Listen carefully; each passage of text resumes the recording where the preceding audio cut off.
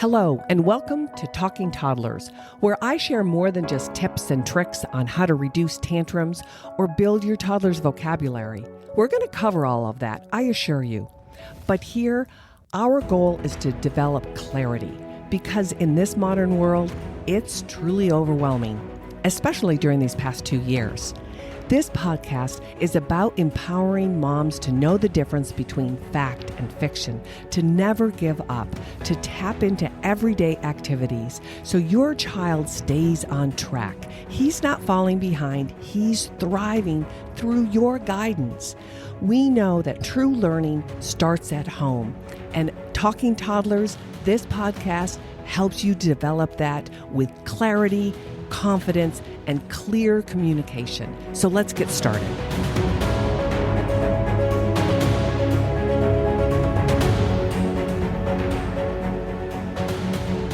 Hello and welcome back to Talking Toddlers. I'm Erin Heyer, your host, and this episode will continue the discussion about what is and is not a late talker. And we began reviewing 4 cases last week on how these are real life cases on how we can determine if a child, your child, falls under the umbrella of a late talker, or are there other additional concerns that we need to tease apart. And so last week I introduced the beginning evaluation process and what I look for, so then you, mom and dad and grandparents, can do the same at home. And I have put together a special toddler guide that you can find at the bottom of my description here with initial observations for the 12, 18, and 20-month-old toddler. So you can have the guide at home and check off all the things that I look for when I first meet a little toddler. But before we begin with the specifics of today's episode, let me just wish you a happy new year. I know that this episode will be released in early January, perhaps the first Tuesday of January 2023. And I hope that your holidays were relaxing on some level, exciting. I know it can be mixed emotions, especially when you have little ones at home, but I hope that you found some peace and some true family time that you can just rely on throughout the rest of the year. I know that New Year will bring some resolutions, some goals and aspirations to the forefront. And you're looking at this little one and saying, wow, what will the next 12 months bring? So I want to assure you that over the next few weeks, I'll be sharing what Higher Learning and Talking Toddlers have on the agenda. That I am committed to you, mom, you as a whole family, to serve more moms just like you, so then you guys can navigate this modern world and truly guide your toddler into the best version of themselves, so that you feel confident that he or she is on their path to finding happiness and being healthy and competent and truly thriving because you are at the helm. So happy New Year, and let's get started.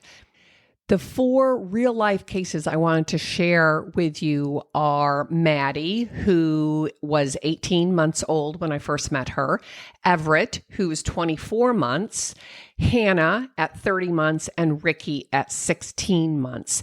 And I introduced Maddie last week, and briefly, she came to me from a bilingual family. The parents were kind of quiet and reserved, professionals, but concerned that their little beautiful Maddie was really only had a handful of words, and some of it was in English and some of it was in mom's native language. She also presented with a tongue tie And so if you haven't heard last week's episode, go back and listen to that, because I lay out in detail what the evaluation process is for me with these really little guys, right? These 15, 16-month-olds up until their third birthday, and what I look for, because you, mom and dad, can also look for this. But in order to fit under the umbrella of a late talker, it's important to recognize that there are no other medical diagnoses involved, that the behavior and the social early developments are really in alignment with, an average 2-year-old. Yes, there are typical outbursts and tantrums and meltdowns and all of that, but it's not a day-to-day behavior or occurrence. That the receptive language, they're understanding most of what you're trying to share with them. They might be a little apprehensive to respond at times, or even unsure of how to engage, but they are interested in other people.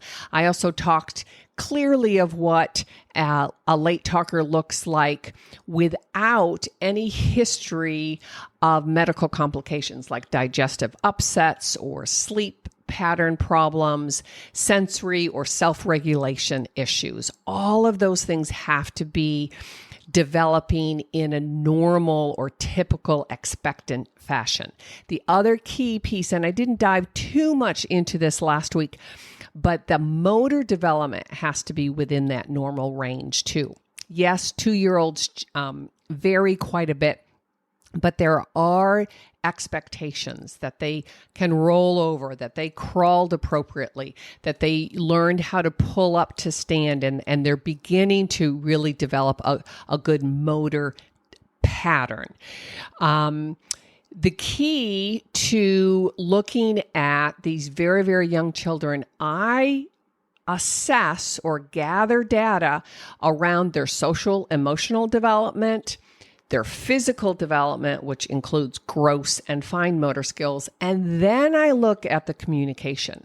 So the social, emotional, and physical lay that foundation at the same time that we're building the nonverbal language communication. But before I can really expect kids to verbally communicate, to talk physically, they have to understand the human relationship, and they have to be able to self-regulate internally and then manipulate themselves in this 3-dimensional world, right?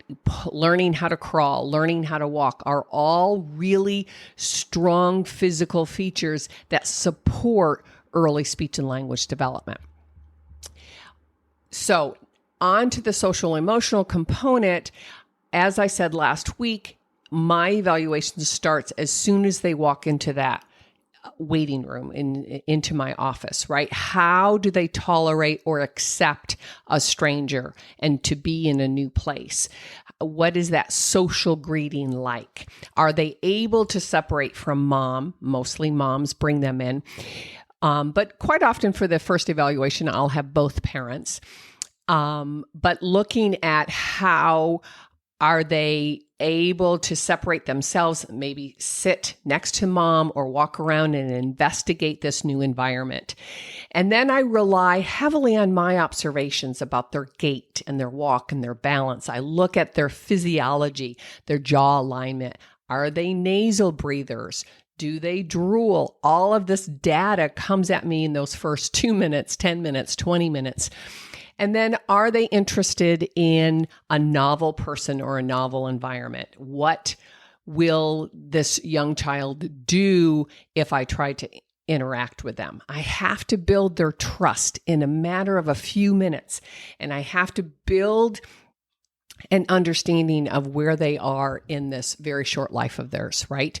Now, one side note that I will definitely have a deeper look into later on in this month is nasal breathing, because in my 35 years of practice, I've only seen issues with open mouth breathing and lack of nasal breathing increase and pretty much skyrocket. And we can talk about that in another episode, but It's a problem with our babies, our toddlers, our elementary kids, and it's a problem with our older generation too. And I'll share some information that I have been studying for the last probably 10 years. But nasal breathing is very, very important. It is a symptom, and if a child presents with an open mouth breathing posture, that is not normal, right? Nowadays, it might be pretty common, but common does not equal typical or healthy.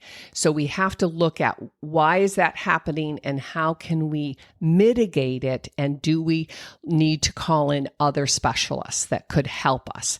But the catch, the cause and effect, is looking at if a child is a chronic mouth breather, then we're going to have low muscle tone in the mouth area, in the jaw, in the tongue, in the soft palate, and that will affect their ability to coordinate those muscles and move them for speech. But it will also impact their swallowing pattern. And as I've mentioned before, eating, chewing is strongly correlated with speech articulation.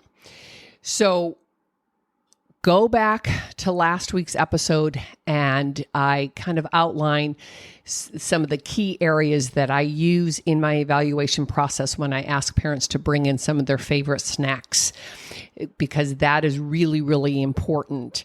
But I look at that social emotional development. I look at the physical, how well they can separate from their parents, walk and move about the room. I look at their gait and their balance. Can they squat down and pick up a toy and then stand back up without falling over?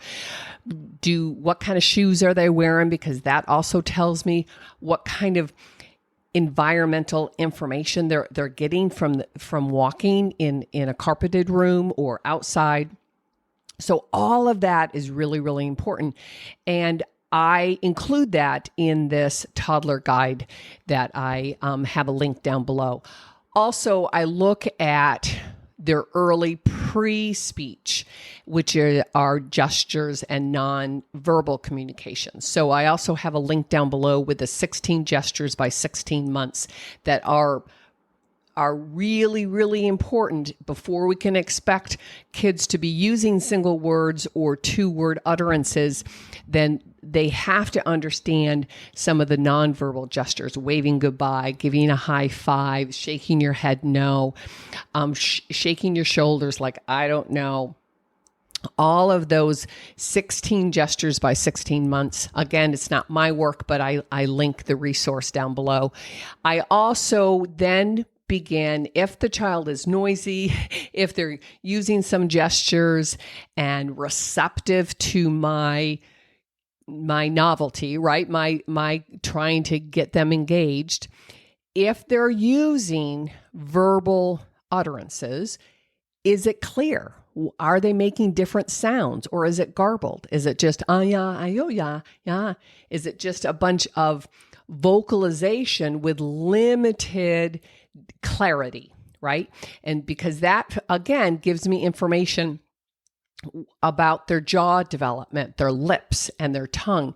It's the tip of the tongue and the back of the tongue.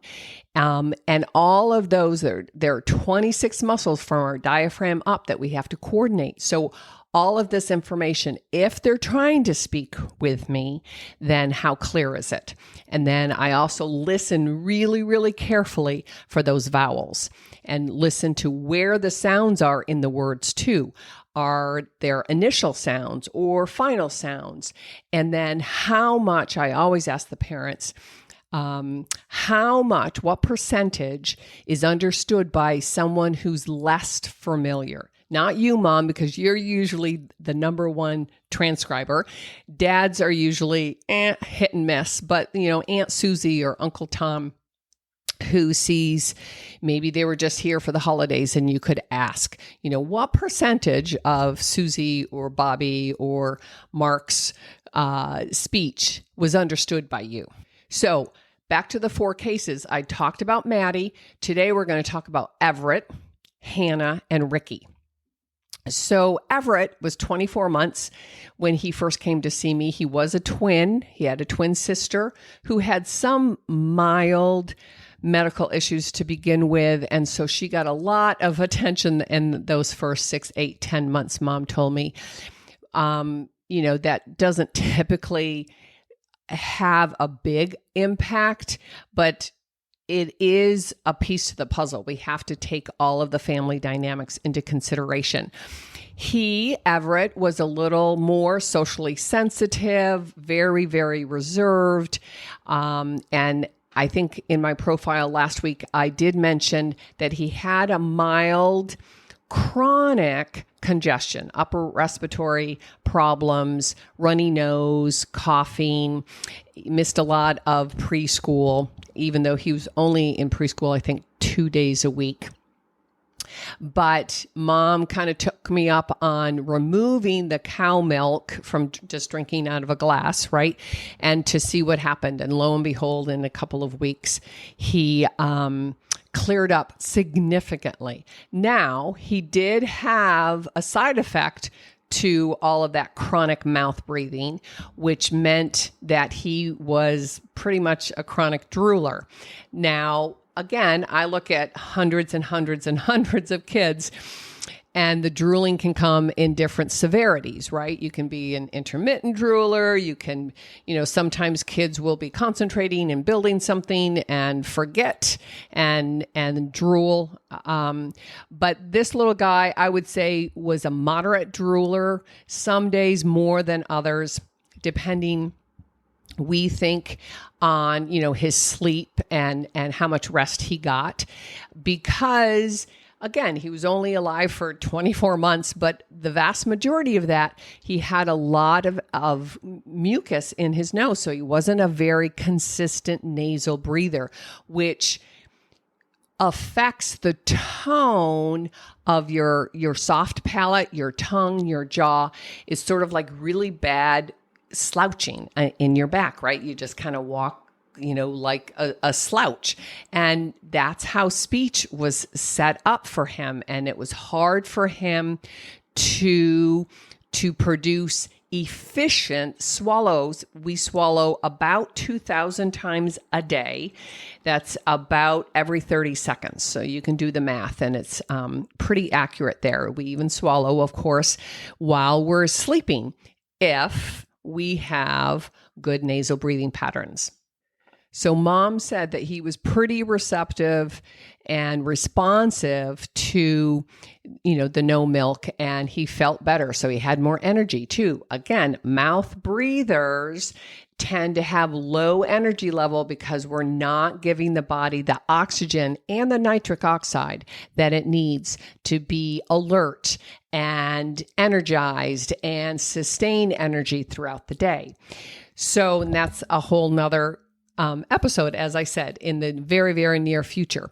But the first step is always, can he be responsive, or how responsive is he to this drooling? If it's all over your chin, it's dripping down to your shirt, how quickly can I increase his awareness to help him so he is using those muscles more, and that will help build. It's sort of like if you've been sitting on the couch, for years, or sitting at a desk and you're like, okay, I better get in better shape. The first step that you do is every day I'm going to walk around the block 3 times, right? Or whatever that is for 15 minutes, or I'm going to, get up and walk every 2 hours for 15 minutes. You're going to use these muscles more sprinkled throughout the day to increase strength and coordination, but also increase his sensory perception, his awareness. What does it feel like? Your chin is all wet. Is that good?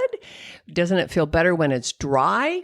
So we did a lot of playful engagement in front of a mirror, and I wanted to see just how clear is his nose on any given day, right? Hey, let's close your lips, and then I'm going to count on my fingers, 1, 2, 3, 4, 5, and see if you can just easily breathe out of your nose. And most kids, even at 24 months, get this. And it's fun. It's in front of a mirror. I build it up to the count of 5. Sometimes it's a fast count. And then I build it up to 10 seconds. But it's bringing their sensory awareness, their cognition to what it feels like to swallow with your lips closed and keep your chin dry as much as possible. And usually I give a term that's appropriate for kids, like I can call it saliva or teach them that it's wet. We don't want wet chin, or let's collect our spit, right? And gather it up like use your tongue as a mop or a broom inside your mouth and make a big swallow. And again, bringing their consciousness to wet and dry, close your lips, swallow.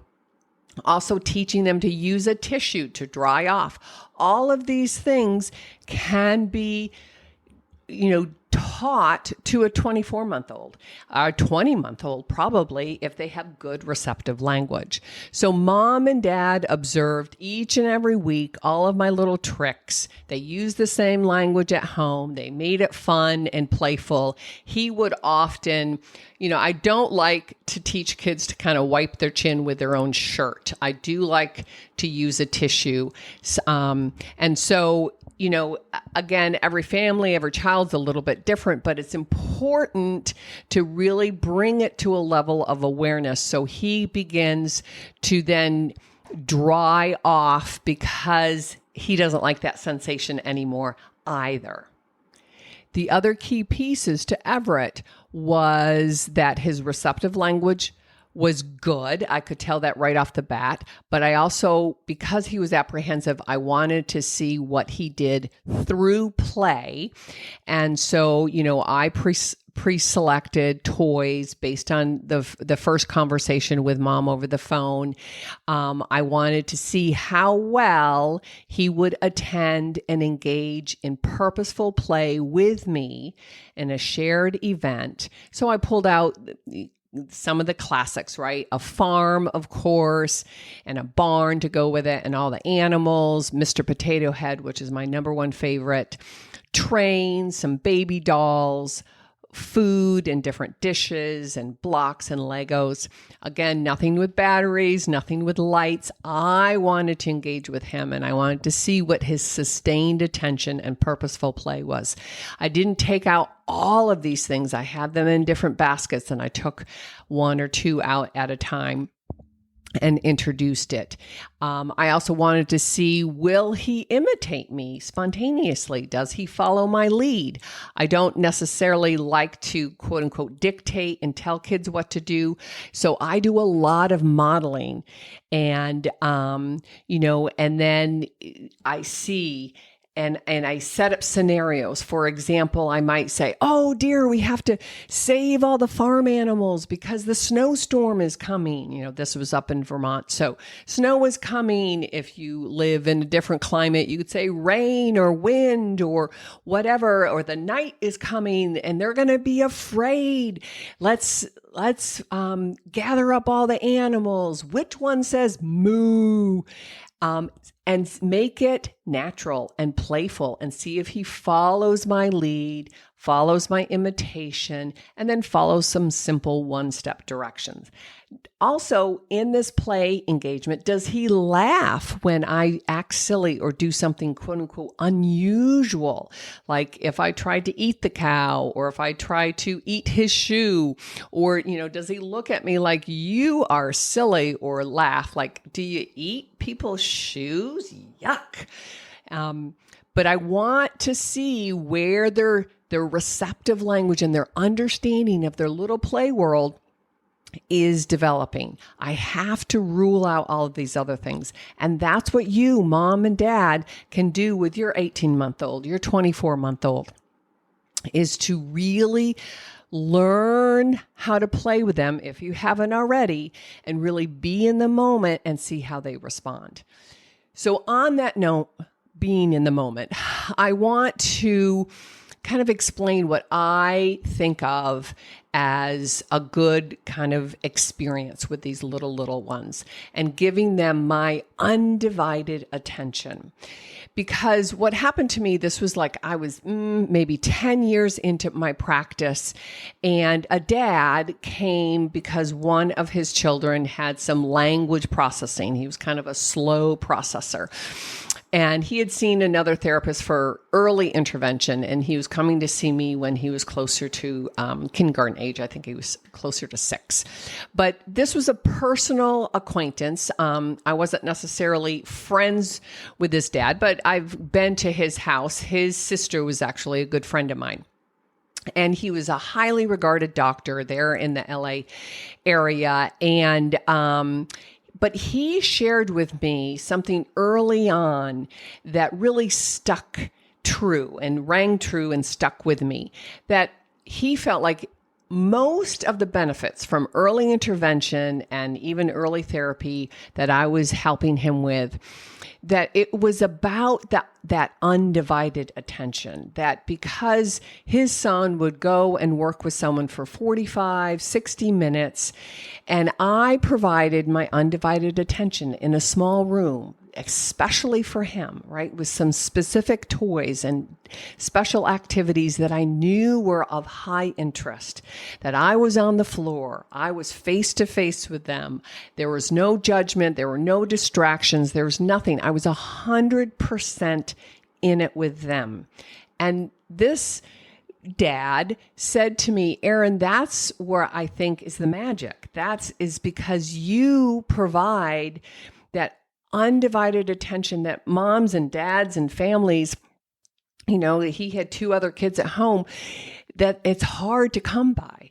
And I really took that to heart, because up to that point, I had been in practice for 10 years, and I really felt like everything I did in my treatment room, in my playroom, there was nothing magical or special that a good therapist couldn't do, right? And I would explain to parents that I know the subtle nuances of oral development and speech sound acquisition, and I knew the brain science behind how language is mapped through your life experience in those first 36 months. I knew I had the head knowledge, but I really felt like there wasn't magical or special tricks or tactics that I had, that I just felt like the key was being present. The key was following their lead at the same time that I could expand upon it through positive reinforcement and being lighthearted, by repeating things and being silly, by giving them enough modeling and enough stimulation at the same time, providing white space, right? Moments for them to really process and build that muscle, right? And it's not really a muscle in the brain sense, but we're building, we're wiring neurons that fire together, and then they're building deeper and more fluent and efficient pathways. It's like walking between, my house and my neighbor's house, and there's woods in between. I have to walk back and forth, back and forth, back and forth. And slowly but surely, I create a path, a natural path. And that's what happens in the brain areas when we're developing any skill, but especially with speech and language, right? When I'm giving this child undivided attention, it's nothing special that a mom or a dad or an aunt or a really good kindergarten teacher or any of these just human beings that are important in his or her life, that they can do as well.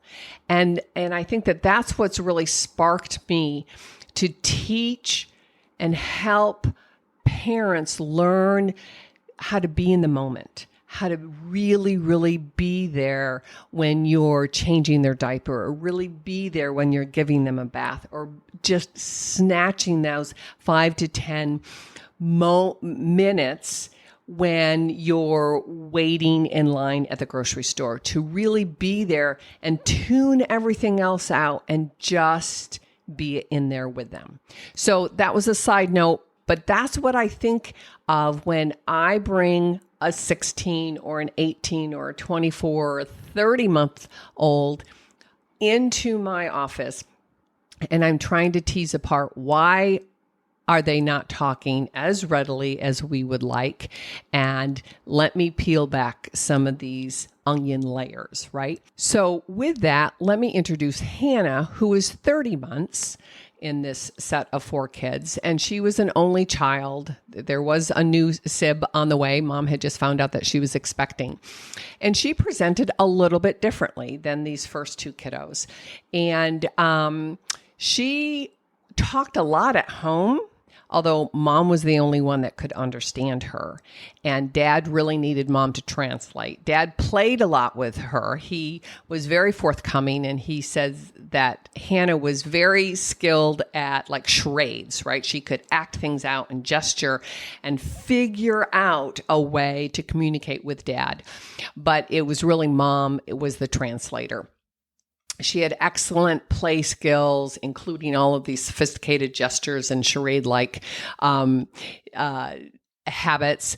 She was highly, highly independent, also very strong-willed. She knew, she was very aware that her speech was not up to snuff, and that she was not going to put herself in a compromising situation and try to verbally communicate outside of her home.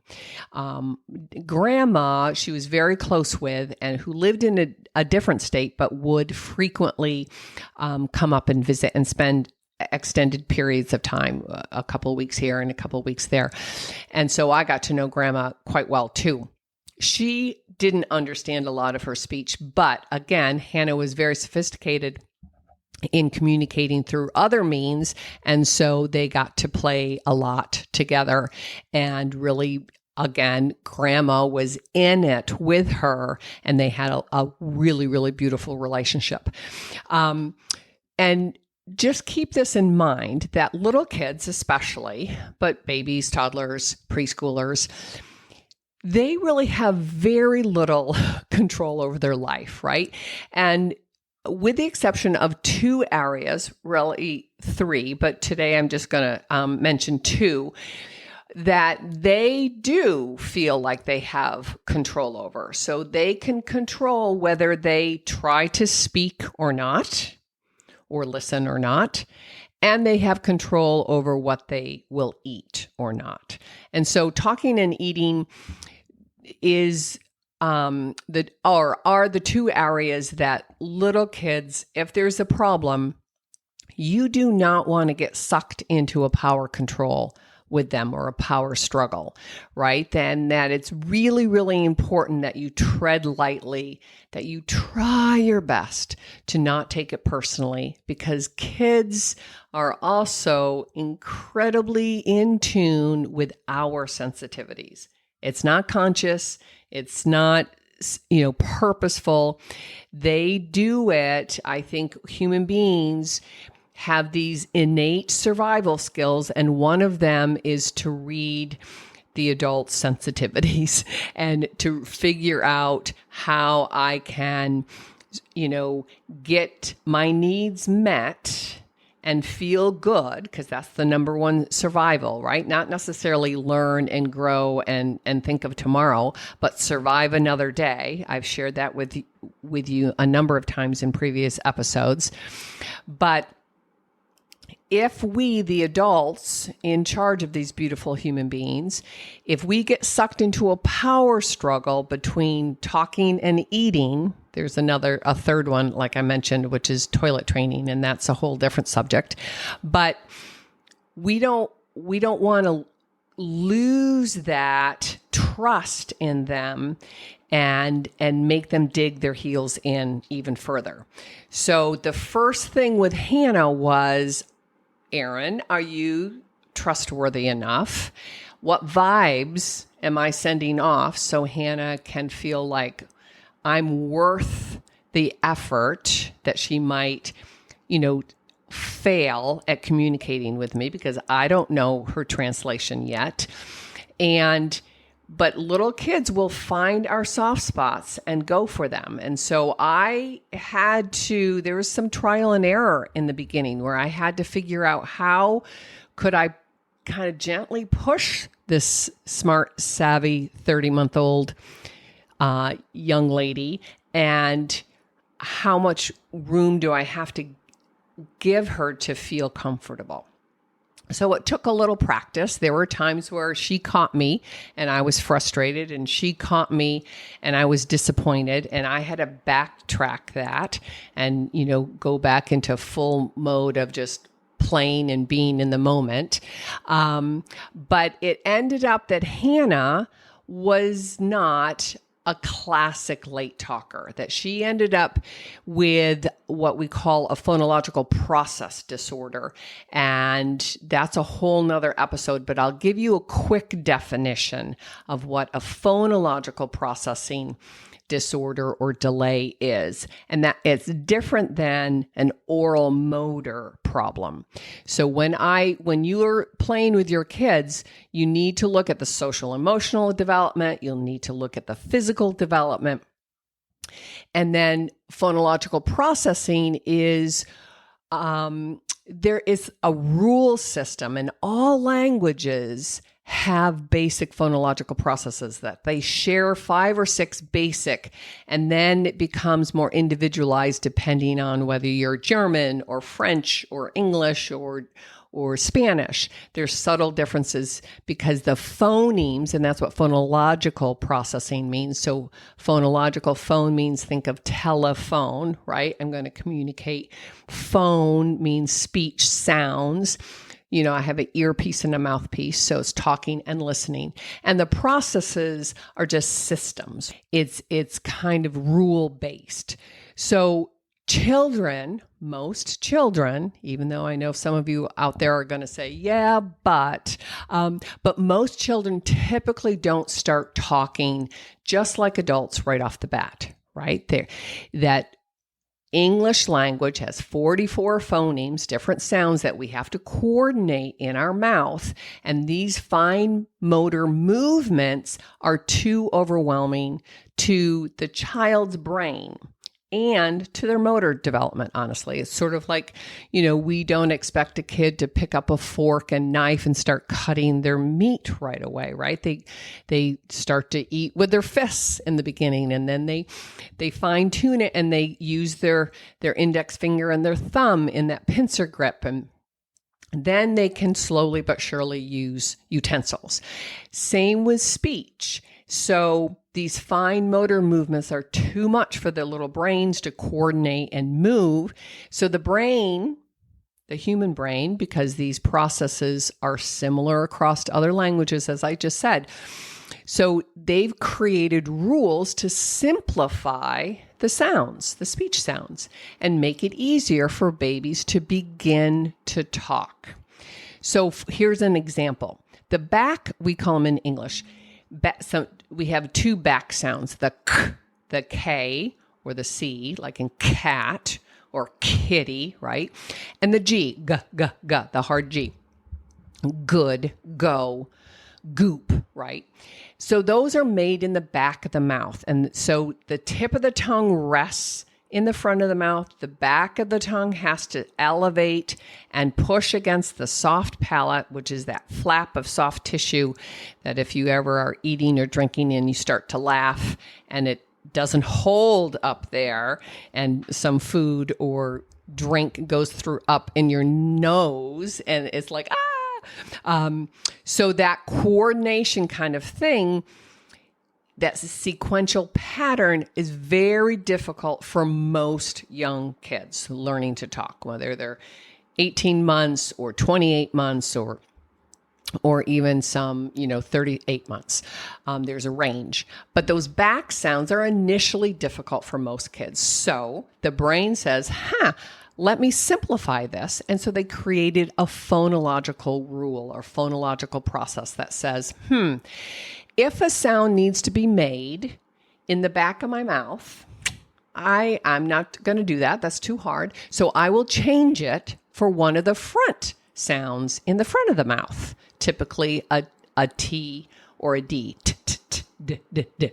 because that's just easier to do. So the brain has kind of made this agreement with itself. And so here's an example. You might hear a 16-month or a 20-month-old, instead of saying kitty cat, kitty cat.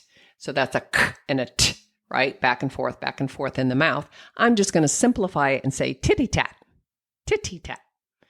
And it's just going to be all T's because that's just easier.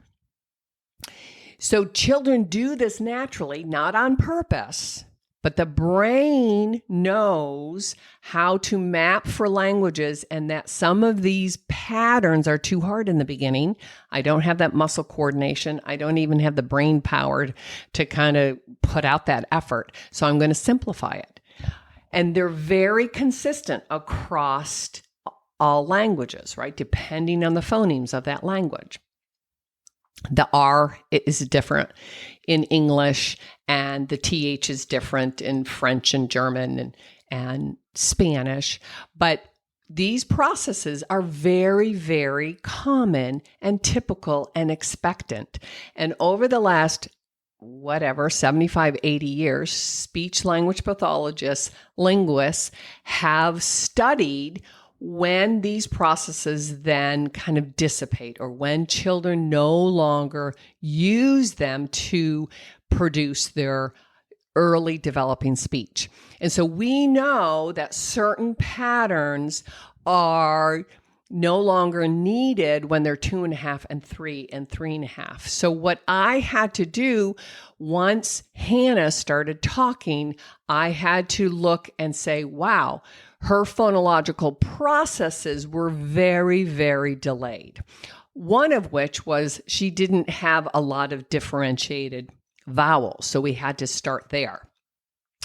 And, mom was able to send me several videos from home. So I got a good speech and language sample, which helped me differentiate that it wasn't just a late talker, or it wasn't an oral motor. I knew that because I had had several snacks with her. So I knew that she could bite, she could chew, she could swallow with her lips closed. All of those oral motor skills were very, very age appropriate. And I then observed her also in the daycare. She was going there twice a week, and I had to help her daycare provider understand that it wasn't oral motor, because that's more common. So lots of daycare providers will jump that gun, and she's like, yeah, but she's kind of a messy chewer. And I'm like, no, she's not. Watch her. And she's like, oh, I get it. But I really then had to have all the people who were important to her parents, her grandparents, and the daycare, to begin to stress vowels. And we did that through play, right? We did that through animal sounds, some songs, routines, and really get her auditorily, her ear entrained to hear the different vowel sounds, and then put them into approximated first words. And we kind of work up these phonological processes hierarchy to focus on final consonant sounds and initial consonant sounds, even if they're inaccurate. But I wanted her to understand that words had boundaries. Again, I didn't teach her that. I just overemphasized whenever I played with her, and I got mom and dad and grandma and daycare provider to do the same. So Hannah had a wealth of great modeling going on, so she could then begin to understand that in order to improve her clarity and get her messages sent across, then she needed to change some of her phonological processes. And it really, really changed nicely and steadily. So I just think it's really important that we all get on the same page and that there are different reasons why kids are slow talkers or late to the talking party, right? And we have to begin to peel back some of the layers and figure out what's going on. And the first thing is to look at all the other developmental, the social emotional, the human connection, the gestures, all of that at the same time, looking at the oral motor, the physical, right? The gross motor, right? Walking, climbing upstairs, balancing, all of those kinds of things. And then the fine motor through their eating and chewing development, rule all of that stuff out, and then really say, okay, what else is going on? So in one of these 4 cases, we had a phonological process that was holding her back. And so the final case is Ricky, who is 16 months. And I think my initial kind of profile that I shared last week said that mom and dad were probably just ignorant and very unaware how important it was to really verbally communicate and narrate and talk with your baby. And they did a beautiful job at building a relationship with him. He was very happy, like I said. He was very well connected. He was very interested in others, very curious with his environment. But I think there was just a disconnect between their personality and parenting style and this little boy's style as well. Mom and dad were both very quiet. So on that front, they didn't really expect him to talk a lot, and felt like that he was happy. He was engaged. He was growing. But I think it was a sister that brought up that you might want to get Ricky evaluated. And I also think that mom ended up being more uncomfortable when I asked her to up her game, and that dad kind of jumped in and said, oh, I like this playing, I can do this. But mom was like, how much do you really expect me to talk to a boy who's not talking back? How long do I really play both ends of this communication dyad, right? And it was harder for her. She did her best and she did a fine job, but we as therapists, we have to kind of understand this. And so they did decide to find a home daycare provider for him. I think they first started out with 2 half days and then went to 3 full days. I wanted to see, because this was sort of the tail end of the pandemic and the lockdowns, I really wanted mom and dad to do a little bit more face-to-face time at home, which I think they did in the end really up it. But it was a steep learning curve for mom, just because it was not natural for her. I think dad got a little bit, as I said, a little bit more comfortable quicker. And but just keep in mind, mom and dad, it's for a small duration. It's for, 6 months, a year, 18 months at the best, right? That you can get down on the floor and you really look at them face to face and you really help them mesh the oral movement patterns in your mouth, the sounds that they're hearing with whatever you're doing, whether you're eating or playing or just reading a book. The great thing about little Ricky, and I have to say this, I forgot, was that he was excellent in the high chair. He was a very good eater, so I knew that the oral motor component was developing. He just hadn't put it all together for his voice. He literally was slow to find his voice, right? He also, got his needs met, so it wasn't like he was miserable. But he was great in the high chair. So I said to mom and dad, well, use that, exploit it in a healthy manner. After you finish eating, read a book together and share that. And because he loved books and he was very engaging. Once he was out of the high chair, he was a very curious boy and he loved to get into things and cupboards and drawers. That also made mom feel uncomfortable. So, they had kind of quarantined him off in part of the living room when they were fixing dinner or this or that.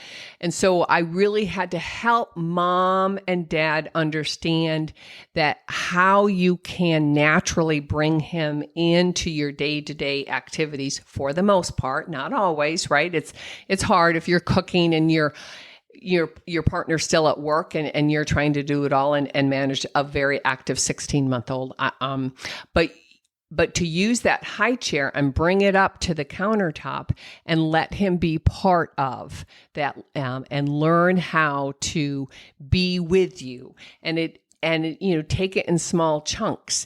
And so I think coming at it from different areas really helped build their parent awareness of what they have to do to be better models, better narrators, and to feel comfortable. And mom, I think, really embraced the whole books because that gave her a script, right? And she could really talk about that. That's easy. She didn't have to kind of create the play on the fly, whether you're building or playing with, pretend food or puppets or whatever the activity was. And so I think in the end, Ricky, went from 2 partial days to 3 full days. So he got a lot of good.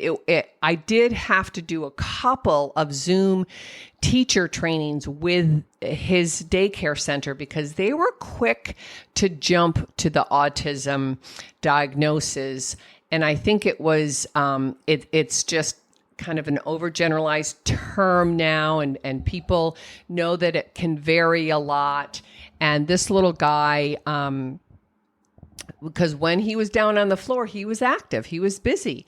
And so I needed to clear that up, that when it's one-to-one, when you're sitting side by side or he's in the high chair and you're sitting at the table and you're sharing a book or you're pretending to feed the bears or, put the train set together, he was in it with you. He was connected. He had the eye contact. He followed some of your directions. He did not meet the criteria for autism spectrum disorder at all. And I needed to make that perfectly clear. And they were very receptive. But you as mom and dad need to help or need to understand that just because daycare have certain training, early development training and classroom management and all of that, they don't have the deep training of differentiating one diagnosis from another. They know when kids aren't kind of falling in that bell curve, but it's important that everybody on your team building development journey talk to one another. And so with Ricky, like I said, using the high chair really, really helped build his engagement and his auditory awareness to speech and language. Then we were able to generalize to other one-to-one time, like, after meals and making that a routine, bathing or in the shopping cart. He loved books. So you could use him in that tabletop dynamic and really use books to help him listen and then practice. And he really kind of jumped in. It took him a little while, but a little while meaning a couple of months. But he started within a month. He started talking a lot more because he was pretty nonverbal, except maybe no, right? So he did all done, papa, book, kiss, eat, boo-boo. There was a dog named, I think, Toto too, something like that. But he really, jumped in it and used those as purposeful communication words. And I think, it's important to understand that all 4 of these children, these cases present differently and their outcomes are differently. But the whole idea is to kind of get them in sync. They have different personalities. They have different home lives. They have different parent personalities. The other piece, and I've seen this happen more, more often than I would have expected, but sometimes parents, and in this case it was mom, was bothered or affected by very typical normal toddler behavior, such as, if he wanted something, he would hit, or if he would get mad, he'd pull her hair, or running away if she wanted to put his coat on, or dumping toys when it was time to clean up. And I could see that really frustrated her. And it took me several serious heart-to-heart conversations to let her put it in perspective that he was 16 months or 18 months at the time, and he was just learning. He didn't know what hurt meant. He didn't realize that hitting you, bothered you, because all he saw was your quick, dynamic reaction. And so when those things happen, and we can talk about that in a separate episode, it's really, really hard, but you have to remain flat and unaffected. If you're holding your toddler and he hits you and he laughs, he's not laughing at you, but he got a reaction from you, and it was immediate and it was interesting, even though you were mad. So you have to just simply put him down and turn away. And that's a hard thing to do for most parents. But what I had to try to help mom and dad understand is that he's not doing it on purpose. He's not a mean or vicious little boy. He had no clue yet. And that was the key. And, by the time he was 24 months, so I worked with them for about 6 months, and then we took a natural break, and he continued to grow and develop as expected. When these cases start off as a late talker or slow to talk, I will often bring them to age appropriate levels, and then I will do what I call close monitoring, right? And they come back every 6 months, or, depending on the cases. Like Everett here, I told mom and dad he was in a very, very good place, but he wasn't out of the woods 100%. And that it would be really important to understand that kids who are slow to talk in the beginning are or tend to fall in a different risk group for higher level language processing, even literacy difficulties. So to always be monitoring that, bring them back into therapy, or to let the school, if you decide to send him, to preschool or a public school setting, to let them know what his background is so you can monitor it closely. And that's another big piece to my mission here, is to help parents understand that monitoring is really, really important. And it's not saying, I know you're going to have trouble, but I want to support you all I can through this journey and help carry through to the end line, right? And I always say in here that if we can get kids to 7, 8, 9 years of age where they have good, strong oral, verbal communication skills, and then that supports breaking the code and having really strong literacy, reading and writing, reading comprehension, memory, organization, and writing skills, then they can learn and study anything. And that's the whole key. But those academic skills, reading, writing, math, those are built upon a strong early speech and language foundation. And that's really my biggest message here. So just because a late talker, quote unquote, catches up please keep an eye on them and make sure that they continue to thrive in this very verbal, fast-paced world that we live in. So those are my 4 kids that I wanted to share with you that look differently, present differently, behave differently, but also challenge us in a good way and make us more in tune with them and to figure out who are you and how can I support you to become the best version of yourself. So that's what I have for everyone this week. Thanks again for sharing your precious time. And if you're finding benefit, please share with friends and family, as well as colleagues or your children's preschool or daycare centers. Hit the like button. Let me know how I can serve you better by asking specific questions. What topics would you be interested in learning more and going deeper in 2023? Help me extend my reach, connect with new moms just like you from around the world. I'm on a mission to reach 10,000 new moms in this beautiful new year, 2023. I'm ready to help you take charge. We can do it together, and your child, your children, your toddlers, your beautiful, precious gifts will love you for it. Okay, till next week. Take care. God bless.